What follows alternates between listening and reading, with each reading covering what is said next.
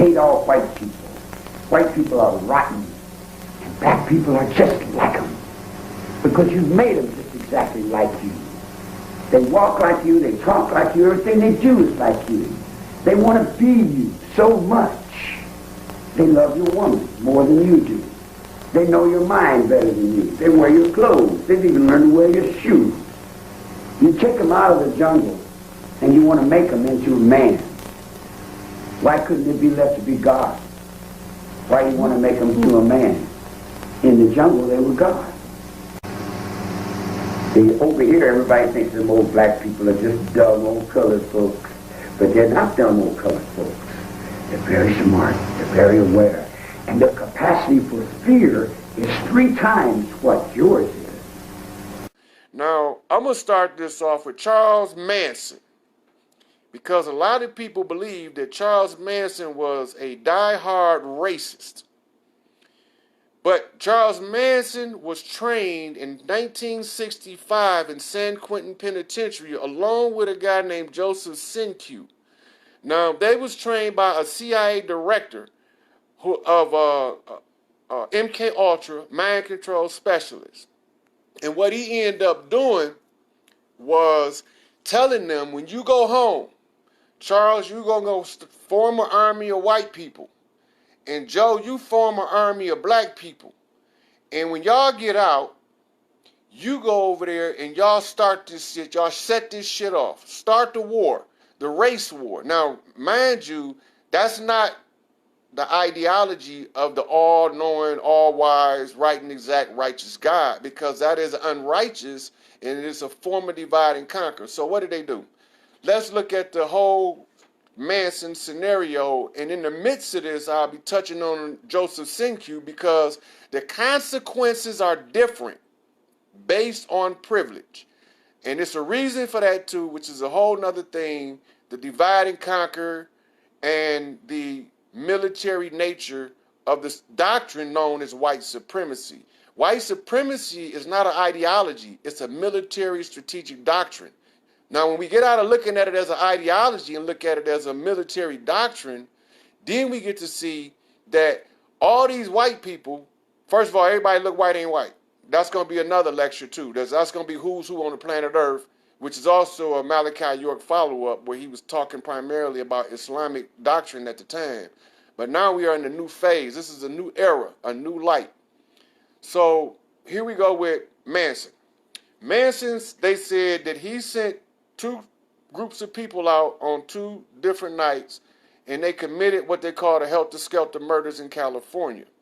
The truth of the matter is this: Charles Manson never gave one person one order to kill anyone at any time.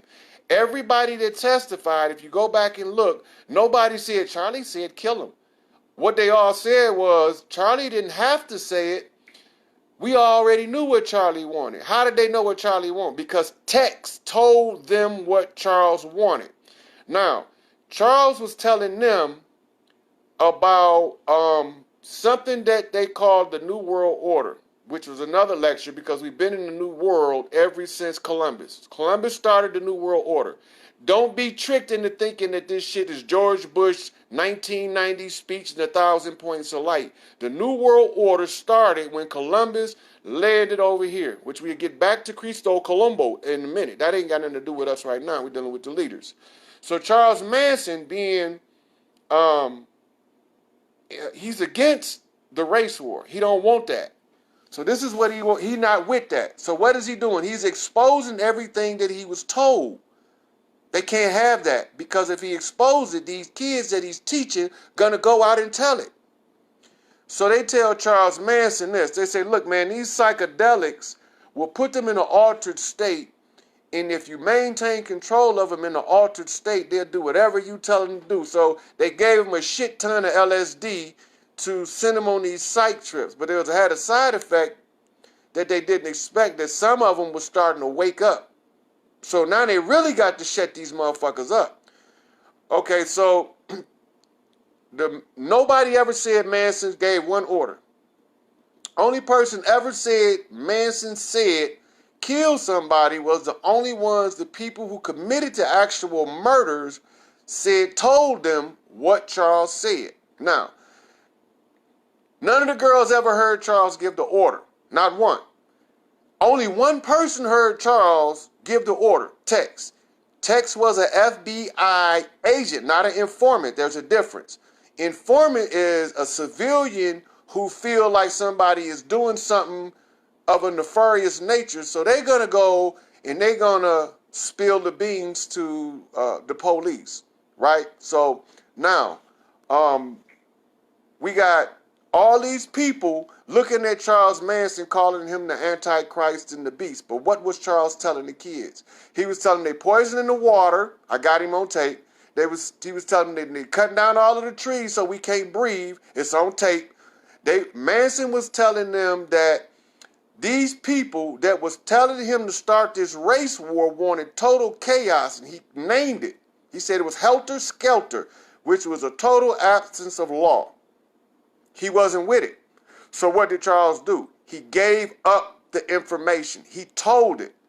While he was doing that, Joseph Sinque was being paroled from the same place, San Quentin, and he got out and he was given the instruction to get a whole army of the black people, get an army of Negroes and go out here and start killing motherfuckers. This is what they wanted Joseph Sinque to do. And Joseph Sinque said, well, what is it all about? At the end of the day, what's the bottom line? And they said, it's the dollar. That's the bottom line, Joe. It's the dollar. He said, the dollar? That don't make sense. Okay, well, we're going to see what's up. He wasn't with it. He wasn't with the program. So what did he do? He started out going to all of these rich people, taking their children, turning them in, using the same shit MK Ultra used to fuck us up. He used that shit to make their children go out and collect the dollar, because they told Joseph Sinque the bottom line was the dollar. So he was like, cut out the fucking middleman. Let's just go get the dollar. So you see Patty Hearst robbing the bank of the Hearst Empire. Well, do your research and find out who this family was. Find out what the result was, because she was pardoned by Richard Milhouse Nixon. And, or was it Gerald Ford? It was one of them. It was around Watergate, so it's hard to remember. So here we go, dealing with Manson and Sinque were supposed to be fighting each other, and both of them went rogue. Now, Manson, because Manson didn't actually commit a crime.